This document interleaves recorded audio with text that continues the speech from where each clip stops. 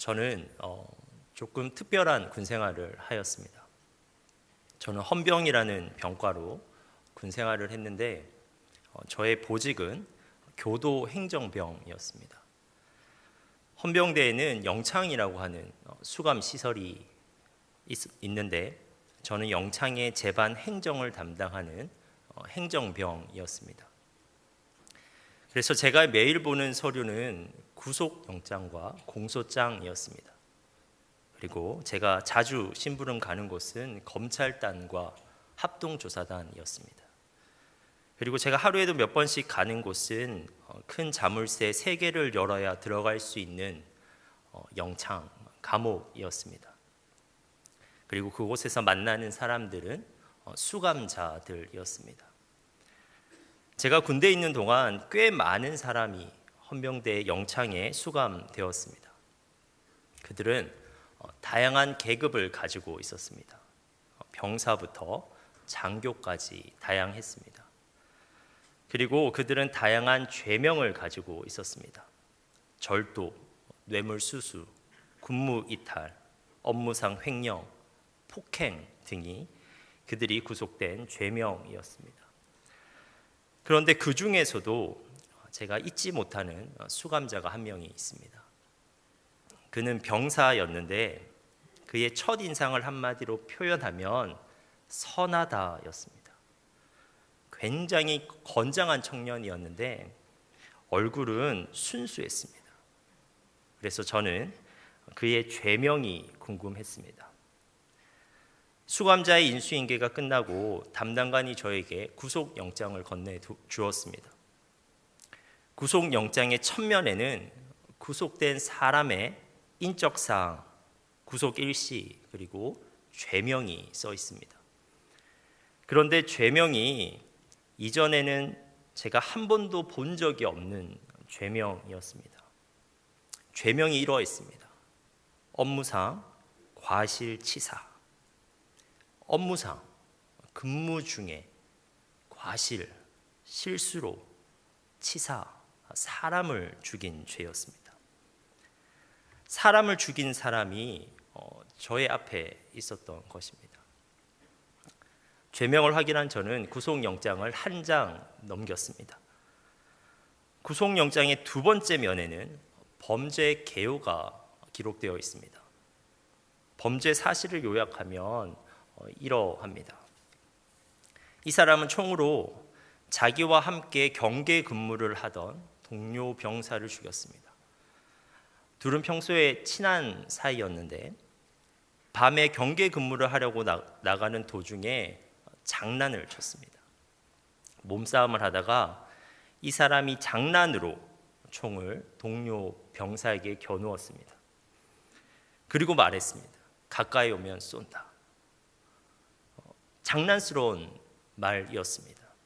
또 장난인 것을 알기에 동료 병사는 계속 이 사람에게 다가갔고 이 사람은 방아쇠를 당기면서 입으로 빵 소리를 내려고 했습니다. 총이 장전되지 않았다고 생각했기 때문에 방아쇠를 당겨도 당연히 괜찮을 것이라고 생각했습니다.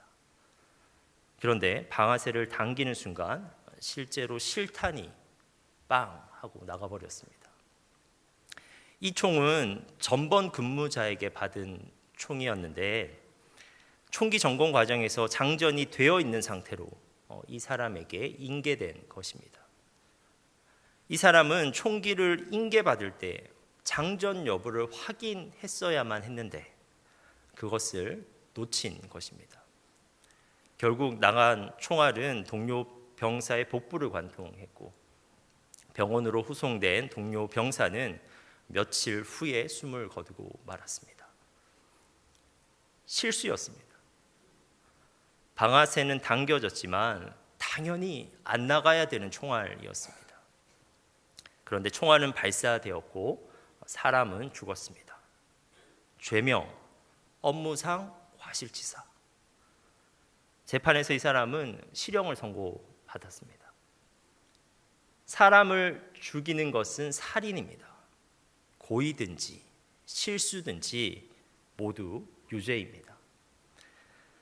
살인하지 말아야 하는 이유는 창세기 9장 6절에 나와 있습니다. 창세기 9장 6절입니다. 다른 사람의 피를 흘리면 그 사람의 피도 흘릴 것이니 이는 하나님이 자기 형상대로 사람을 지으셨음이니라. 성경에 의하면 우리 한 사람 한 사람이 하나님의 형상대로 지음받은 존귀한 존재라는 것입니다. 그러므로 하나님이 아닌 사람이 감히 하나님의 형상대로 지음받은 다른 사람을 해할 수가 없다는 것입니다. 그런데 오늘 본문 말씀에서 예수님은 총이 아닌 다른 것이 하나님의 형상을 깨트릴 수 있다고 말씀하고 계십니다. 21절 말씀을 보겠습니다. 살인하지 말라. 누구든지 살인하면 심판을 받게 되리라. 그리고 22절입니다. 형제에게 노하는 자마다 심판을 받게 되고 형제를 대하여 나가라 하는 자는 공회에 잡혀가게 되고 미련한 놈이라 하는 자는 지옥불에 들어가게 되리라. 오늘 본문에서 예수님은 다른 사람을 향해 내뱉는 분노를 담은 말과 욕설과 그리고 경멸하는 말이 총과 같은 살인 도구가 될 수 있다고 말씀하십니다. 그리고 말로 하는 영혼의 살인도 육체의 살인과 똑같은 심판을 받게 될 것을 경고하십니다. 저는 얼마 전에 흥미로운 통계 자료를 발견했습니다. 여러분은 사람들이 왜 욕을 한다고 생각하십니까? 저는 당연히 나쁜 의도를 가지고 욕을 한다고 생각했습니다. 하지만 청소년 욕설 사용 실태 분석이라는 논문이 있는데 그 논문에 인용된 통계 자료는 제 생각과 달랐습니다. 청소년들에게 질문했습니다. 왜 욕을 합니까? 라고 욕설의 이유에 대해서 물었습니다. 이에 청소년들이 대답하였습니다. 그들의 대답에는 습관이 되어서가 41%로 가장 많았고 친근감을 나타내기 위해서가 19%, 욕설을 사용하면 말이 잘 통하는 것 같아서가 11%, 스트레스를 풀기 위해서가 19%, 상대방에게 모욕감을 주기 위해서가 10%였습니다. 통계 자료에 의하면 나쁜 의도를 가지고 욕을 하는 경우 상대방에게 모욕감을 주기에 의도적으로 욕을 하는 경우는 10%밖에 되지 않습니다. 습관적인 것을 제외하고도 오히려 좋은 의도, 의사소통과 친근감을 위해 욕을 하는 경우가 30%나 되었습니다. 저에게는 이러한 통계가 의아했습니다. 하지만 욕의 결과는 의외가 아니었습니다. 욕의 의도는 나쁘지 않았지만 욕의 결과는 나빴습니다. 그 논문에서는 청소년들에게 욕설 들었을 때의 기분에 대해서도 물어봤습니다. 욕을 듣고 친밀감을 느꼈다 라고 대답한 친구들도 있었습니다. 4%가 그렇게 대답했습니다. 그런데 4%밖에 되지 않았던 거죠. 의사소통과 소속감을 위해서 욕을 했지만 그것을 듣는 사람은 그렇게 받아들이기가 쉽지 않았다는 것입니다. 물론 이 설문에는 욕을 듣고도 그저 그랬다 라고 대답한 친구들이 50%로 가장 많았습니다. 하지만 화가 났다, 똑같이 욕을 해주고 싶었다와 같이 부정적인 감정을 느꼈다고 응답한 친구들이 약 30%에 이르렀습니다. 이 통계 자료가 우리에게 주는 메시지는 말의 영향력, 말의 파괴력에 관한 것입니다.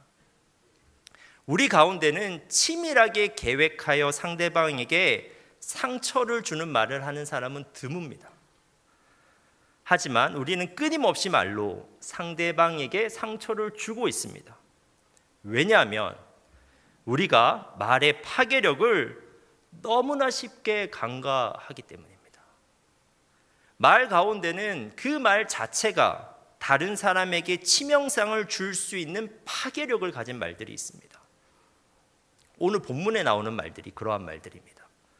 분노를 담은 말, 라가와 같은 욕설, 미련한 놈과 같은 경멸적인 언어는 영혼의 심장을 관통할 수 있는 총알과 같은 말들입니다. 이러한 말들은 아무리 좋은 의도로 말한다고 할지라도 훈계를 위해서, 농담을 위해서, 친밀감을 위해 말한다고 할지라도 심각한 결과를 초래하기가 쉽습니다. 자녀를 훈계할 때 아무리 훌륭한 교훈으로 말할지라도 그 안에 분노를 담은 말, 욕설, 경멸적인 언어가 포함되어 있다면 자녀들은 훈계를 기억하는 것이 아니라 자기 영혼에 상처를 입힌 총알과 같은 그 말을 파편처럼 오랫동안 지니고 살아가게 되는 것입니다.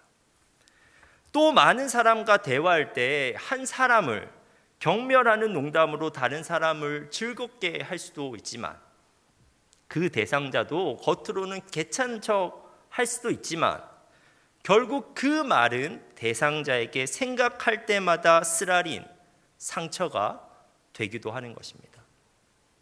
우리는 분명 좋은 의도로 말했습니다. 교훈을 주려고 얘기했고 즐겁게 하려고 말했습니다. 하지만 언어의 총알은 발사되었고 다른 사람의 영혼에 치명적인 상처를 주었습니다. 말로 범하는 영혼의 과실치사, 우리가 매일같이 짓고 있는 죄명일지 모릅니다. 사랑하는 여러분, 그렇다면 우리는 예수님의 이 엄중한 말씀 앞에서 어떻게 해야 합니까? 간단합니다. 군대에서는 총기 오발 사고를 막기 위한 가장 기본적인 규칙이 있습니다. 그것은 총에 총알이 장전되어 있든지 그렇지 않든지, 심지어 총알이 없어도 아군을 향해서, 사람을 향해서 총구를 겨누고 방아쇠를 당겨서는 안 됩니다. 왜냐하면 총이 가지는 파괴력, 살상력을 너무나도 잘 알고 있기 때문입니다.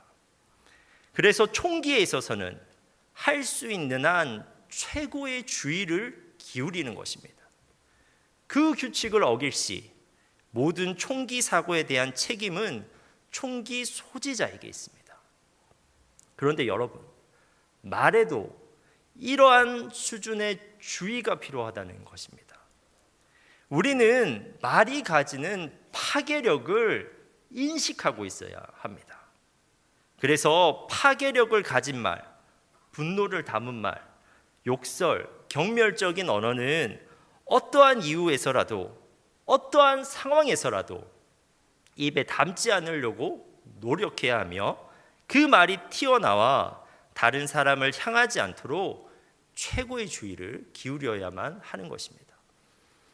여러분, 오늘 본문에서 살인하지 말라는 계명은 예수님에 의해서 극적으로 그리고 드라마틱하게 그 의미가 확장되고 있습니다. 살인하지 말라는 계명이 무기를 통한 육체적 살인에서 언어를 통한 영혼의 살인으로 확장되고 있는 것입니다. 예수님께서는 율법을 문자적으로 지키는 것에 만족하고 있는 유대인들에게 그 율법이 담고 있는 더 깊고 큰 의미를 알려주신 것입니다. 하지만 예수님은 여기서 그치지 않으셨습니다. 예수님은 그분의 삶을 통해서 이 계명을 더욱 확장하십니다. 예수님은 이 계명의 의미가 말로 사람을 죽이지 않는 것에 그치는 것이 아니라 말로 사람을 살리는 것까지 나아가야 함을 그분의 삶을 통해서 실제로 보여주셨습니다. 분노를 담은 말, 욕설, 경멸적인 언어를 제거하여서 생긴 언어의 공간에 어떠한 언어를 담아야 하는지를 보여주십니다. 여기에 예수님의 그러한 삶이 담긴 한 장면이 있습니다. 마가복음 5장에는 한 여인이 등장합니다. 그녀는 혈루증이라고 하는 병을 앓고 있었습니다. 당시 혈류증은 불치의 병이기도 했지만 부정한 병이기도 했습니다. 그러므로 혈류병을 앓고 있는 여인은 도무지 정상적으로 사회생활을 하기가 힘들었습니다. 그녀는 아팠는데 그녀와 함께하는 사람이 없었습니다. 가족도 친구도 이웃도 곁에 없었습니다. 그녀는 육체적 질병뿐만 아니라 인간관계에서의 소외와 그로 인한 외로움까지 함께 알아야만 했습니다. 그런데 그러한 고통 가운데 살아가던 그녀가 치유자 예수님에 대한 소문을 들었습니다. 그래서 그녀는 용기를 내서 예수님을 찾아 나섰습니다. 그녀가 예수님을 발견했을 때 그분은 큰 무리에 둘러싸여 계셨습니다. 그녀는 자신의 부정함을 밝히지 않고 그 무리 가운데 몰래 섞여 들어가서 예수님께 접근하고자 했습니다.